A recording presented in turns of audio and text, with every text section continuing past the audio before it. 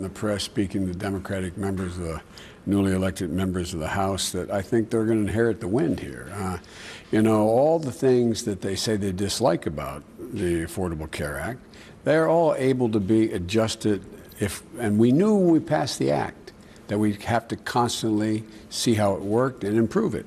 For example, making sure that there are significant more subsidies for young people to be able to get into the Affordable Care Act, bringing down overall costs. But at any rate, I think they're going to find when they repeal it, all of a sudden you're going to be reporting on your program at night on PBS about so-and-so died because they got their insurance cut off, would no longer cover them. You're going to find out women are paying more than men again for the same insurance. You're going to find out that pre-existing conditions are able to disqualify you or make the cost of insurance prohibitive. And so they're going to that's why they're having a problem now. They have no replacement. So do you think Democrats should work with them to... Well, I think Democrats should say, look, let's take a look at what you have right now. What don't you like about it? And let's see if we can fix it. Talk to us. Tell us what your ideas are. But this wholesale, look, the fundamental disagreement most Republicans have is they don't think health care is a right. They think it is a privilege, not a right. We believe health care is a basic right. If you're entitled to an education, why wouldn't you be entitled to adequate health care, period? But based on conversations, we know the president's spoken with President-elect Trump about this. Based on that, what parts of it do you think may actually survive? None of the good parts can survive without the funding pieces of it. And the part they say they don't like is the funding. There's a reason why. There's a reason why it's constructed the way it is. You can't go to insurance companies and say, you know what, we're not going to change anything having to do with the pool from which you draw your people. We're not going to do anything. But guess what? You can no longer allow for pre-existing conditions to disqualify somebody. And they go, oh, okay, how do I pay for that? So, it's obvious they don't know much about it. That Mr. Trump's a good man, but he doesn't know much about the healthcare system. But they're very serious about undoing it. Oh, they're very serious about undoing it. So, like I said, lots of luck in your senior year. Undo it. See what happens. More broadly, the Republicans are saying they want to dismantle much of the entire Obama-Biden legacy, legislation, regulations. What are you most worried that they may do? I think they're kidding themselves if they think they can do away with legislation relating to the progressive values we build into the law. The public has moved beyond politicians. For example, I'm not worried about them repealing protections for the LGBT community because the public is beyond that. I'm not worried about them being able to change the way in which we have reached out to and provided many more opportunities for women.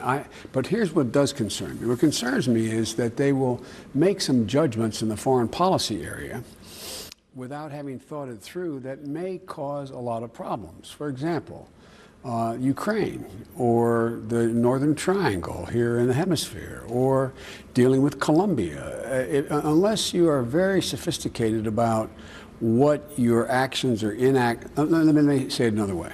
I was asked to go down to Australia several months ago to meet with the same prime minister but with a new coalition, and to not reestablish, but make sure that we had close relationships. While I was there, I got a call from the president of Latvia saying, you've got to come to the Baltic states because Mr. Trump during the campaign said that, they may not protect us against the Russians. So words matter. I'm not suggesting that's his position, but you have a lot of folks around the parts of the world that have relationships with us now that based on some of the rhetoric that's occurred, if they follow through with the rhetoric by non-action, could have some serious diplomatic and physical consequences. That's what worries me most of anything. You're worried more about foreign policy than about domestic, but what they could undo domestically, because the environment and the rest of it. Look, they will probably do some very rash things relative to the environment. But they, again, will reap the whirlwind. The public has moved beyond the positions that these fellows have taken. So in the near term, that may happen, but they'll pay a heavy price if they do that. For example, they could come along and decide that they're not going to have the, enforce the clean air standards. They could do that, but there will be a backlash. Let me ask you about the Supreme Court.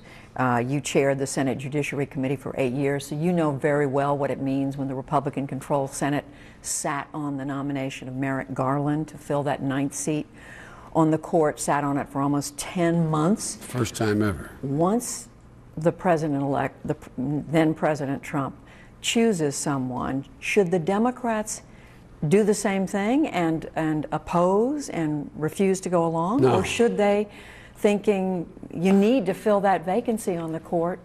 I think they should. Look, the Constitution says the president shall nominate. Not maybe he could, maybe he can't. He shall nominate. Implicit in the Constitution is that the Senate will act on its constitutional responsibility of give its advice and consent. No one is required to vote for the nominee, but they, in my view, are required to give the nominee a hearing and a vote. I spend my policy since I've been in the United States Senate. I presided over more Supreme Court nominees than anyone in history, anyone living. And never once, even the ones that I've disagreed with, have they been denied a hearing. And so I think the Democrats should not take up what I think is a fundamentally unconstitutional notion that the Republicans initiated 10 months ago. I think they should see who they nominate and vote on them. Well, you've seen the list of names that the President-elect Trump has put out there. Are any of them, to you, acceptable, and are any unacceptable? Well, I'm not going to comment on it. And to be honest with you, I don't know all that he's put out there. I've been having trouble enough following him on some other things. So I'm not prepared to comment on any one of his nominees. Come back to foreign policy. Have you seen now the report by the intelligence community on Russian hacking? Yes, I have. The Democrats during the... Yes, I've read it. And? There is overwhelming consensus in the community and overwhelming evidence supplied by the community that Russia did engage in an effort to impact on the elections. There is no evidence that they actually tampered with voting booths or tampered with voting rolls, but there is clear evidence that they, in fact, were engaged in activities designed to try to impact on the outcome of the election. Evidence of any American cooperation with the Russians in doing that? I'm not going to comment on that, Judy. I don't want to comment on any of the detail of the report. There will be an unclassified version that will be released very shortly, and it will lay out in bold print what they know. Will the American people learn something new from this? I think it will probably confirm what a lot of the American people think, but it will state clearly that the Russians did, as a matter of policy, attempt to affect and three things. One, it attempted to discredit the U.S. electoral process by implying that or laying the foundation for it is not on the level. Two, there's evidence that there was an attempt to hurt Mrs. Clinton, but there's also evidence that there was wider hacking than some people thought. So the idea that the Russians were not involved in an effort to engage in our electoral process is simply not able to be sustained. They were. Excuse me, in connection with that, the criticism by the President-elect of the intelligence community in this country, belittling of the intelligence community, do you think that's just politics, or do you think it's dangerous? I think it's dangerous. I hope some very smart people around, like General Mattis and some others.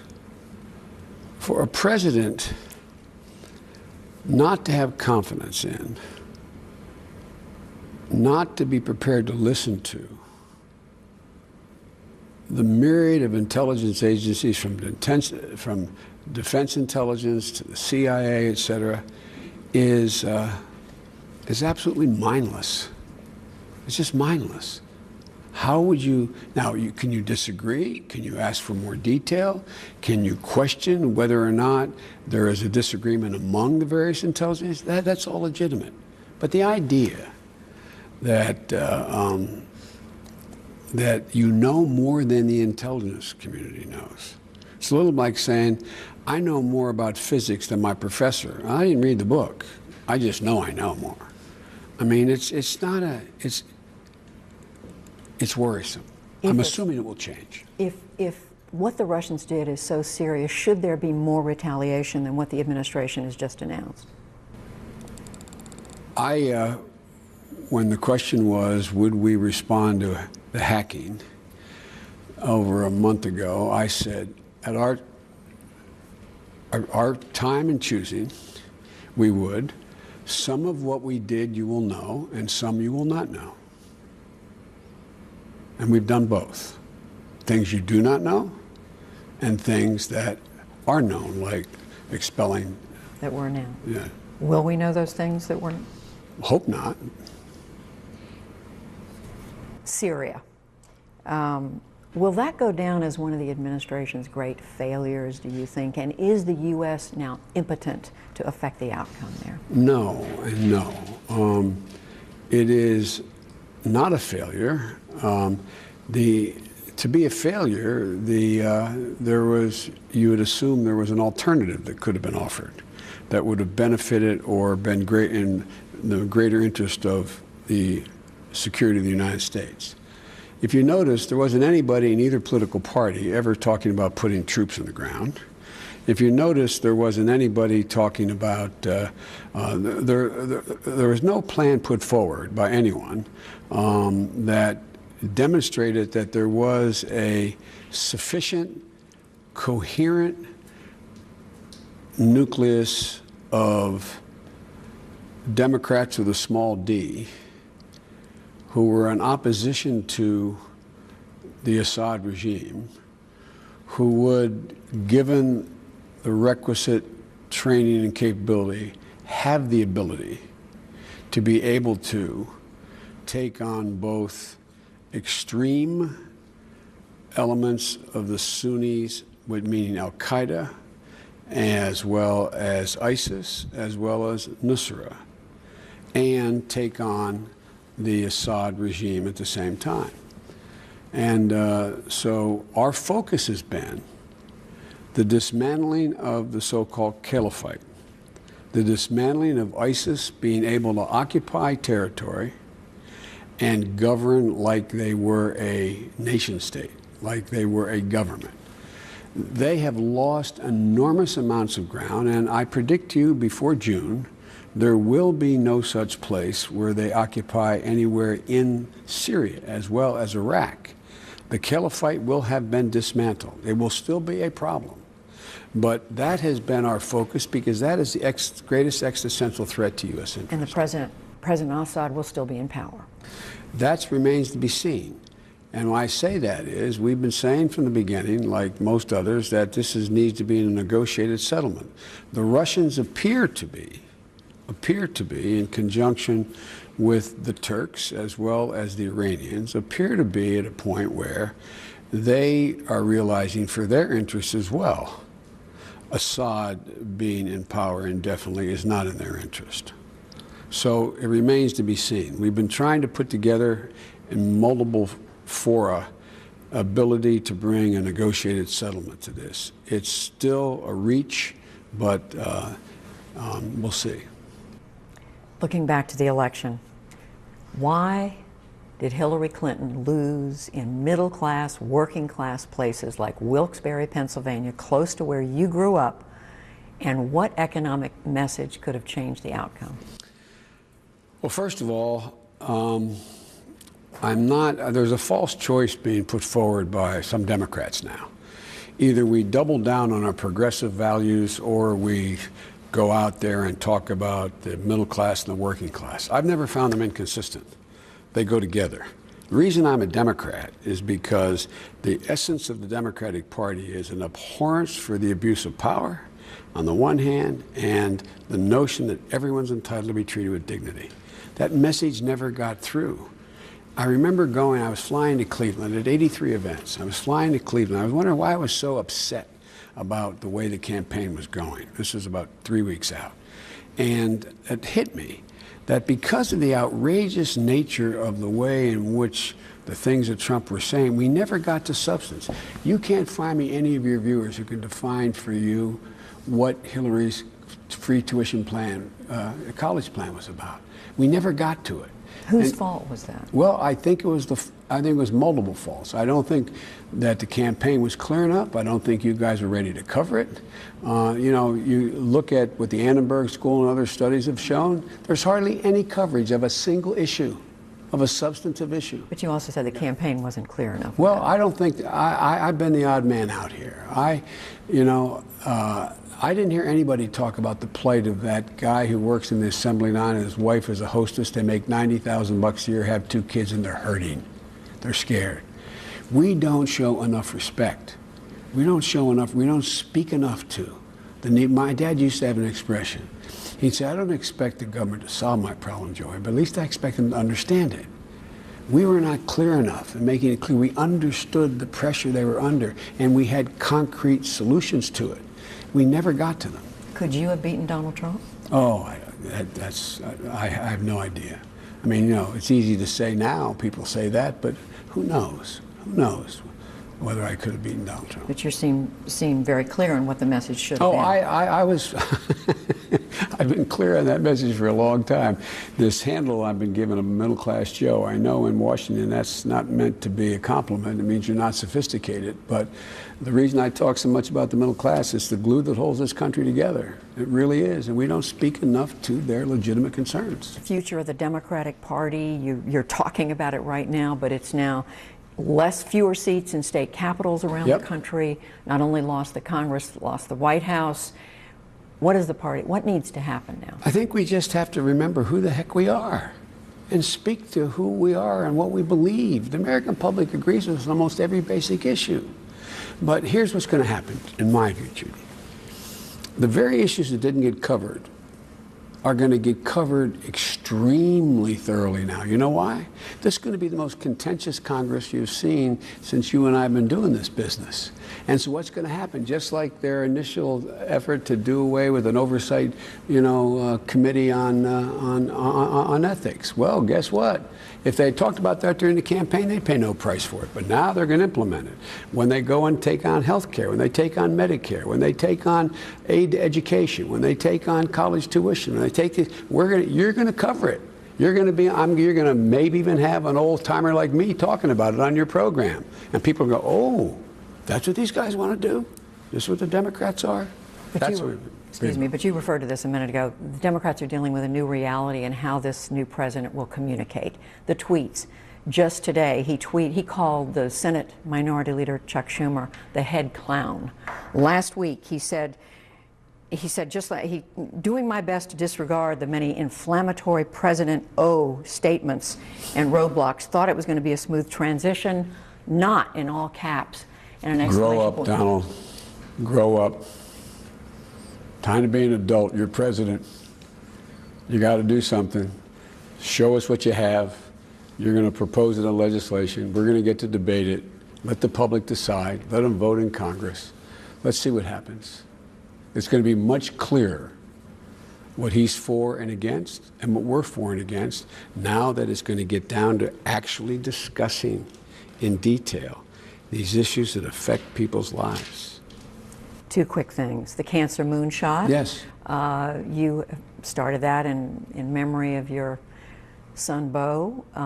You're now going to be launching a nonprofit to do, among other things, look at the cost of cancer drugs. What would you consider success when it comes to the price of cancer that's medicine? a small part of this. The overwhelming part of this is to continue to instill this overwhelming sense of urgency in cooperating, in terms of breaking down silos, in terms of when Nixon declared the war on cancer, he had no army, he had no tools, he had no anything except good intentions. And there was one model institutional model. It was Jonas Salk in a library, in a laboratory that was finding the silver bullet. We now found out 45 years later that it's enormous collaboration is required, but the institutional instruments have not changed.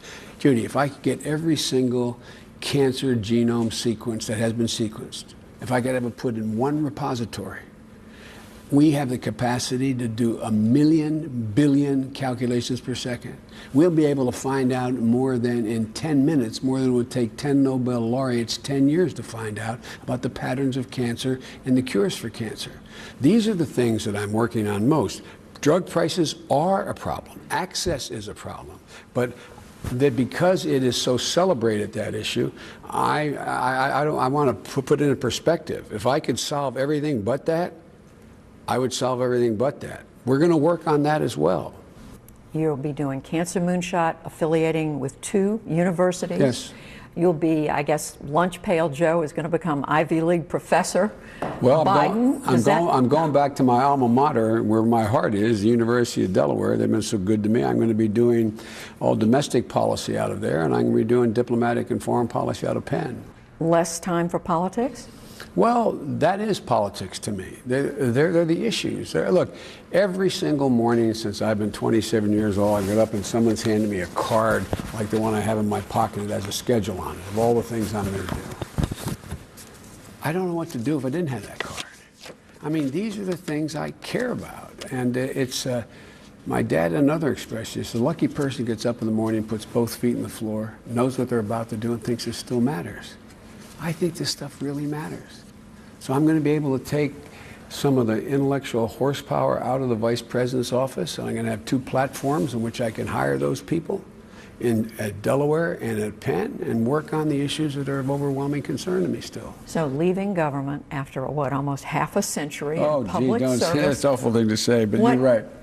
How does that feel? I don't know. I must tell you, it was, like I said, since I've been a 27-year-old kid, this has been the essence of my life. And I just know that I want to stay engaged, and I think that I will have a platform to do that, and that will also affect public policy. That's why I got involved in government in the first place. And you won't be shy about speaking out? No, I won't be shy about speaking out. I never got involved in it for the money, as my net worth will show you. And I still don't have that interest. I have the interest in doing the things I've been doing. Vice President Joe Biden, thank you very much. Thank you, Judy. I appreciate it.